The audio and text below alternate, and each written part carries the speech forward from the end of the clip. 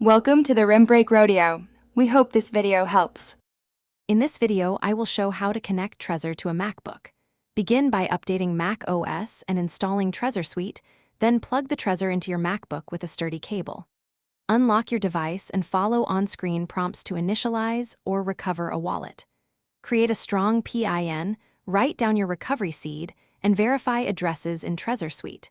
I'll walk you through each step clearly and calmly.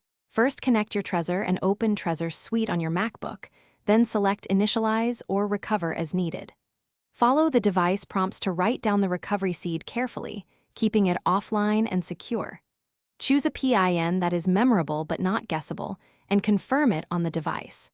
After setup, verify your first receiving address in Trezor Suite so you know the device and app match. If your MacBook does not detect the Trezor, first try swapping cables and ports, then relaunch Trezor Suite. Disable browser extensions that might interfere and ensure system permissions. Allow the app to access USB devices. If problems persist, reboot both devices and reinstall Trezor Suite from the official site. Keep your recovery seed handy, but never enter it into a computer.